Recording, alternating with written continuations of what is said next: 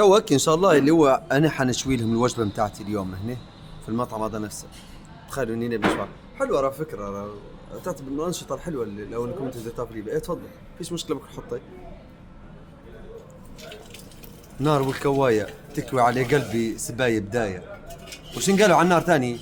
خلي النار على ما هلها تاكل كبدي وتستاهلها، خلي النار على ما ها جت الوجبه اللي نحن نشويها لهم. شكرا. طبعا هذه ان شاء الله اليوم وجبه بتاكلوها مني انا يا شباب، صحتين وعافيه. اي حد يبي حاجه كلموني مفيش مشكله. بكر شباب فيكم تنتظروا شويه، معكم الشيف احمد المجدوب. استنوا شويه مش نكملوا باقي الحركات. تخيل انك انت تعيش الاجواء دي نفسها في قهوك، تبدا تشوي وتحكم في الجو والحركات بروحك. الله الله الله، اليوم تاكل من يدياتي، تاكل من يدياتي اليوم. بالله يقولوا لي بعدها فهي فيها رز الوجبه. تنطيبوا الرز انا يا مال. قلت بحب الاغاني الطربيه. فوق النخل فوق يا فوق النخل فوق. الشاعر شنو يقول؟ يا ساير بلاد الغير، يا ساير بلاد الغير ومش عارف جمال مداين بلادك، لو يجدوك تحير على وطن من خير زادك. احنا بوطن ليبيا وخير ليبيا هي اللي جابتنا لهنا. نحط ليه؟ طب نحطوا لي خليل. اول حاجه الرز، نحطوا الرز هنا في الكيسه توا كويس وسهل. بتزيد بعد تنزيد.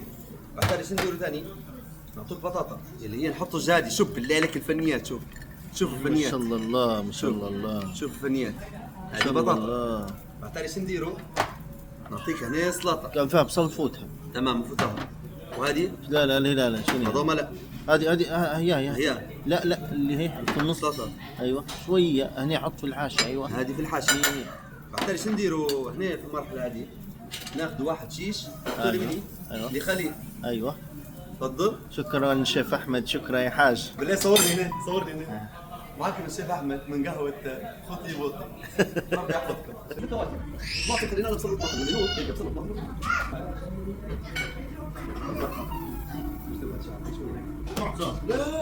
هذا جنبي نضج ما خليتها.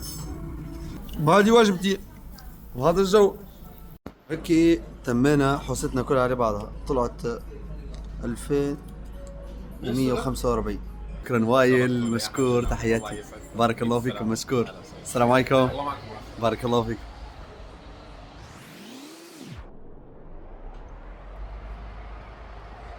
خلاص هيك توا للفندق طول. ايه بس والله مليح والله الشوايه، راح تشوي وتاكل.